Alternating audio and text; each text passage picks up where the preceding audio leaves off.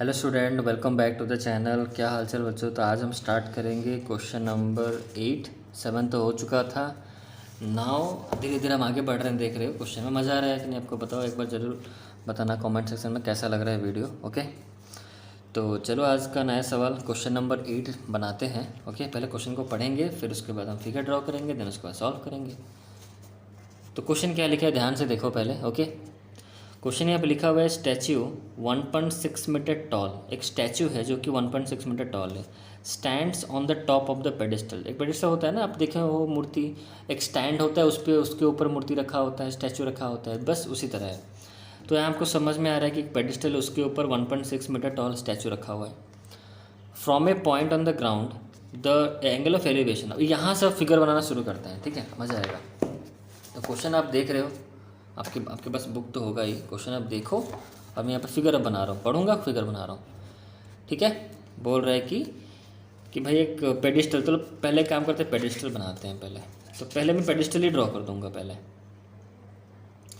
तो मैंने यहाँ पर एक पेडिस्टल बनाया, इसका नाम ले लेते हैं ए बी। तो ए बी मेरा पेडिस्टल, अब इसके ऊपर मूर्ति है, तो ये हमारा pedestal, A B represent the pedestal. Okay, अब इसके ऊपर मूर्ति रखा हुआ है, स्टैचू रखा हुआ है, तो इसको मैं ले लेता हूँ ए से लेके सी। तो जो ए और सी जो है, ए सी रिप्रेजेंट द स्टैचू, जो कि हमारा कितना है 1.6 मीटर टॉल है। यहाँ तक कहानी समझ में आ रही है। फिर अब बोल रहे हैं from point on the ground. चलो ग्राउंड के बारे में बोला है तो ग्राउंड ड्रॉ कर लेते हैं पहले। ये मैंने ग्राउंड ड्रॉ कर लिया, ये मेरा ग्राउंड है। अब बोल रहे हैं ग्राउंड में कोई एक पॉइंट से the angle of elevation of the top of the statue, अच्छा, जो कि 60 डिग्री का है। Okay, top of the statue जो कि 60 डिग्री। फिर क्या बोल रहे हैं, तो पहले ये कर लेते हैं पहले। तो ग्राउंड से टॉप ऑफ द, क्या बोला, टॉप ऑफ द स्टैचू, ये हमारा ए सी हमारा स्टैचू है, इसका टॉप क्या है, सी है। तो वहाँ तक जो एंगल ऑफ एलिवेशन जो बन रहा है, दैट इज़, इसको हम देते हैं 60 डिग्री, क्वेश्चन में बोला है। फिर क्या बोला है, and from the same point, वही उसी पॉइंट से the angle of elevation from the top of the pedestal. अब पेडिस्टल का टॉप, पेडिस्टल हमारा ए बी है, इसका टॉप क्या है, ए है। अब वहाँ से जो है, यहाँ पे फिर से मुझे ऐसे ड्रॉ करना पड़ेगा, दिस वन। तो ये जो एंगल ऑफ एलिवेशन, ये वाला जो बना, ठीक है, वह हमारा कितना डिग्री का है, 45 डिग्री का है। Okay, find the height of the pedestal, मतलब ये ए बी का हाइट हमें निकालना है, दिस वन, ए बी का हाइट हमें निकालना है कितना, पेडिस्टल का हाइट पूछ रहा है। तो बस क्वेश्चन कितना ईजी है देखो। तो यहाँ पर नेमिंग डी दे देता हूँ, यहाँ पर 90 डिग्री तो हमारा बन ही रहा है। समझ में आ गया कैसे क्वेश्चन को बना, बहुत इजी सिंपल सवाल है। तो उसको सेम लॉजिक जैसे हम प्रीवियस क्वेश्चन किए थे ना, वैसे ही करना है। पहले आप डी बी को देखो, जो तो गिवन है वो तो लिखोगे ही, और इसका तो हाइट हमें नहीं पता, तो इसको एक्स मान लो। ए बी पेडिस्टल हमें नहीं पता, इसको एक्स ले लो। तो पहले आपको वैसे ही करना है, पहले छोटा वाला ट्रायंगल ले लो या फिर बड़ा वाला पहले लो, आपकी मर्ज़ी। तो मैं पहले छोटा वाला ले लेता हूँ। छोटा वाला गिवन है क्या कुछ, यहाँ पर एक्स गिवन है, बस ये कोई बात नहीं। पहले छोटा वाला राइट एंगल ट्रायंगल लूँगा, फिर बड़ा वाला लूँगा। ओके, तो छोटा वाला जो राइट एंगल ट्रायंगल लूँगा उसके लिए लूँगा ए बी। मैं ए बी का मान कर रख रहा हूँ, भाई मेरा गिवन है, मैंने उसको कंसिडर किया है एक्स, तो मेरे हिसाब से तो गिवन ही है ना। तो मैं गिवन लिखूँगा ए बी, और जो मुझे चाहिए डी बी चाहिए, क्योंकि डी बी कॉमन पोर्शन है दोनों राइट एंगल ट्रायंगल का। कौन सा, ए बी डी का, और बड़े वाला राइट एंगल ट्रायंगल का कॉमन पोर्शन है डी बी। तो मैं इतना बाय इतना करूँगा, ठीक है। और हमारे एंगल कितना रहेगा, 45 डिग्री के रेस्पेक्ट पे, ये हमारा पी होगा, ये हमारा बी होगा। समझ में आ गया। अब बस मैं लिख रहा हूँ, ठीक है, अब मैं बस लिखूँगा, अब देखो। तो मैं स्टेटमेंट का जो भी गुंजाइश है आप लिख देना। मैं स्टेटमेंट यहाँ पर नहीं लिख रहा हूँ, मैं डायरेक्ट सॉल्विंग कर रहा हूँ। मैं direct in right angle triangle लिख रहा हूँ, इन राइट एंगल ट्रायंगल। आपको स्टेटमेंट लिखना है तो मैं बता दे रहा हूँ, सुन लो, लिख लो। Let A B the height of the pedestal, ठीक है, and at the top of the pedestal there is a statue, that is, लिखो A C equal to 1.6 metre. English तो पढ़ते होगा, अच्छे से आपको क्लियर, मतलब स्टेटमेंट लिख सकते हो, ऐसा कोई नहीं है। जो बच्चे नहीं लिख पाए उसके लिए मैं बुला दे रहा हूँ, ठीक है। यहाँ तक लिख लिया आपने कि let A B the height of the pedestal, that is X. यहाँ तक हो गया पहला स्टेटमेंट। दूसरा, and there is statue A C on the top of the pedestal, that is A C, उसको लिखो 1.6 metre, that is equal to 1.6 metre, ठीक है। उसको फिर से लिखना, the angle of elevation from the ground to the top of the statue is 60 degree, and the angle, उसको फिर से नीचे लिखो, the angle of elevation from the ground to the top of the pedestal is 45 degree. बस इतना ही statement लिखना होता है, बस काफ़ी है। अब मैं डायरेक्ट यहाँ पे सॉल्विंग कर रहा हूँ। इन राइट एंगल ट्रायंगल में कौन सा लूँगा, छोटा वाला ले रहा हूँ पहले, ए बी डी। तो मैं A B D right angle triangle लिया, ए बी डी मैंने लिया यहाँ पर। ओके,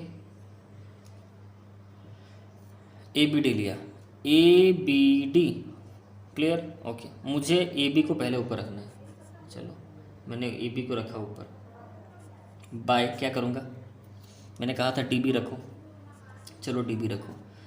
tan 45 के डिग्री पे होगा, तो tan 45 मेरा होता है 1 इक्वल टू ए बी मेरा कितना है x है डिवाइड बाई डी बी, इसका मतलब डी बी का वैल्यू हमारा कितना निकला, x निकला, क्रॉस मल्टीप्लिकेशन। क्लियर है, यहाँ तक क्लियर है, आगे बढ़ते हैं। अब हम दूसरा राइट एंगल ट्रायंगल लेंगे। इन राइट एंगल ट्रायंगल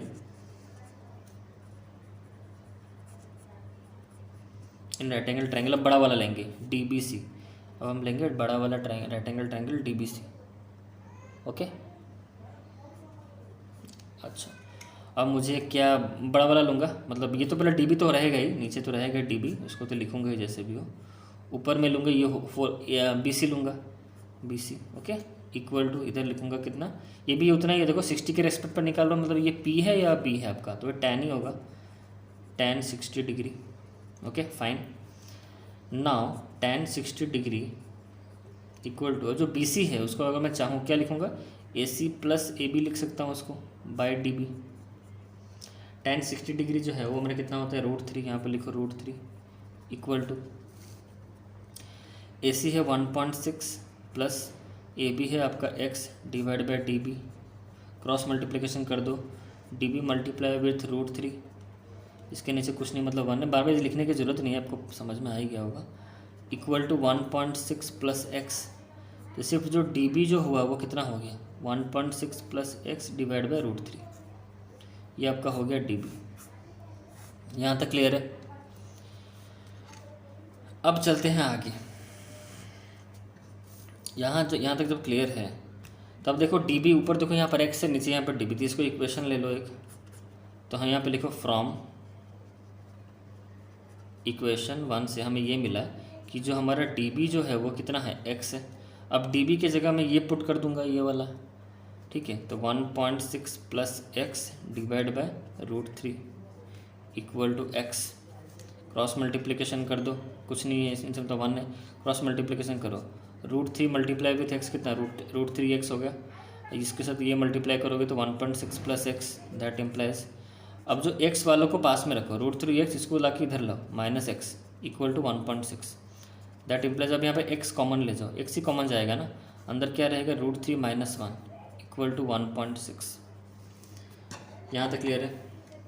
अब ध्यान से समझना यहाँ पर क्या हो रहा है, तो x की जो वैल्यू है वो कितना हो गया, 1.6 डिवाइड बाय √3 माइनस 1 हो गया। अब इसको रैशनलाइज करते हैं, रैशनलाइज सीखे हो, क्लास 9th में सीखे हो ये, यहाँ पर जो होगा इसको उल्टा ले लेंगे, मतलब +1 करके नीचे ऊपर नीचे डिवाइड कर देंगे, पता है आप सबको, तो 1.6 होल मल्टीप्लाई कितना, √3 प्लस 1, और ये आपका फॉर्मूला आ जाएगा ए, पता है तो मैं और एक स्टेप कर ही दे रहा हूँ, आपको अच्छे से समझा दे रहा हूँ यहाँ पर कैसे होगा, देखो।